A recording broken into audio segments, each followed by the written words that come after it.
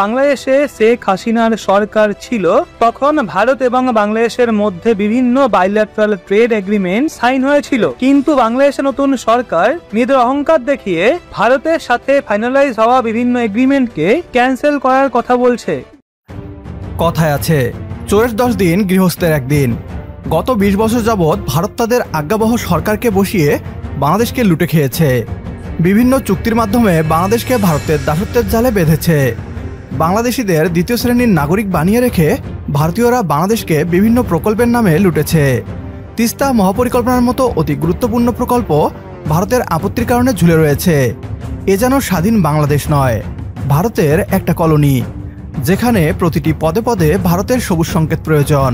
ছাত্র জনতার গণ অভ্যুত্থানের মুখে পতন হয় ভারতের পুতুল সরকারের। স্বাধীন নতুন বাংলাদেশে ভারতের সাথে চলমান সকল চুক্তি বাতিল করা ছিল আমাদের প্রাণের দাবি। আলহামদুলিল্লাহ, আমাদের প্রাণের দাবি এবার পূরণ হচ্ছে। ভারতের সাথে সকল দাসত্বের চুক্তি বাতিল করছে বর্তমান সরকার। সেই সাথে ভারতের অন্যায় অবিচারের বিরুদ্ধেও সরাসরি অ্যাকশনে বাংলাদেশ। ভারতের সাথে কূটনৈতিক আলোচনার দিন শেষ, ভারতের অন্যায়ের বিচারে ডিরেক্ট অ্যাকশনে বাংলাদেশ। অন্তর্বর্তীকালীন সরকারের প্রধান উপদেষ্টা ডক্টর ইউনূসের এমন আক্রমণাত্মক রূপ দেখে আতঙ্কিত পশ্চিমবাংলার মিডিয়া। বিস্তারিত থাকছে আজকের এই ভিডিওতে। ভারত এতদিন বাংলাদেশকে অঘোষিত কলোনি বানিয়ে রেখেছিল। বছরের পর বছর ক্ষমতায় থাকার বদলে বাংলাদেশের স্বার্থবিরোধী সব চুক্তি করত। নতুন ছাত্র জনতার বাংলাদেশে ভারতীয় দাসত্বের সেই সব চুক্তি যে বাতিল হবে তা ছিল অনুমেয়। তবে ডক্টর মোহাম্মদ ইউনূসের নেতৃত্বে নতুন এই সরকার যে ভারতকে কানে ধরে আন্তর্জাতিক আদালত পর্যন্ত নিয়ে যাবে তা হয়তো কল্পনাও করতে পারেনি মোদী সরকার। ভারতের সঙ্গে স্বাক্ষরিত সমঝোতা স্মারকগুলো পুনর্বিবেচনা, এমনকি বাতিল করতে পারে বাংলাদেশ। বিশেষ করে বাংলাদেশের জন্য লাভজনক নয় এমন সমঝোতা স্মারকগুলো পুনর্বিবেচনা বা বাতিল করতে পারে নতুন বাংলাদেশের অন্তর্বর্তীকালীন সরকার।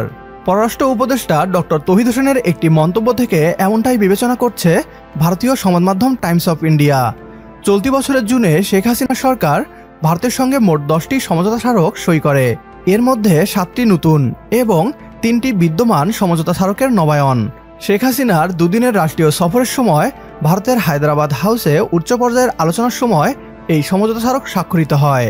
বাংলাদেশের ভেতর দিয়ে ভারতীয় ট্রেন চালানো, এমনকি বাংলাদেশের সমুদ্রবন্দর ব্যবহার করা থেকে শুরু করে বাংলাদেশ হাইওয়ে ব্যবহার করে একতরফা সুবিধা নেওয়ার মতো চুক্তিও রয়েছে। বাংলাদেশের নতুন সরকার শুধু ভারতের দাসত্বের চুক্তি বাতিল করবে না, বরং ভারতকে আন্তর্জাতিকভাবে বেইজ্জতি করবে, যে কাজটা আরও আগেই করা উচিত ছিল বাংলাদেশের। পানি নিয়ে ভারতের দাদাগিরির মোকাবিলায় এবার আন্তর্জাতিক আদালতে যাবে বাংলাদেশ, এমনটাই ঘোষণা করেছে অন্তর্বর্তীকালীন সরকারের পরিবেশ, বন ও জলবায়ু পরিবর্তন উপদেষ্টা সৈয়দা রিজওয়ানা। এ নিয়ে কি বলছে পশ্চিমবাংলার মিডিয়া, আসুন তা দেখি।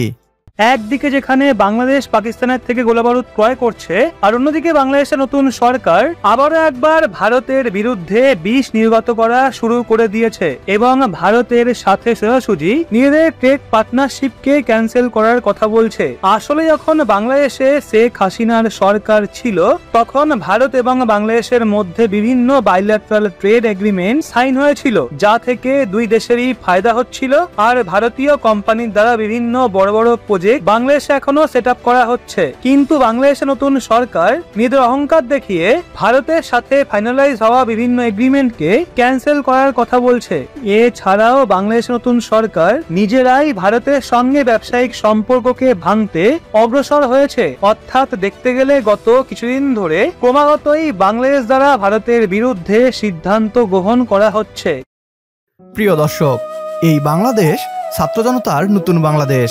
এই বাংলাদেশ কারো বাপের সম্পত্তি নয়।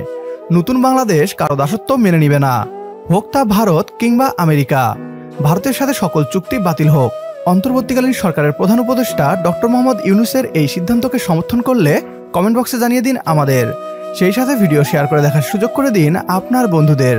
পরবর্তী ভিডিও দেখার আমন্ত্রণ জানিয়ে বিদায় নিচ্ছি আজ। আল্লাহ হাফেজ।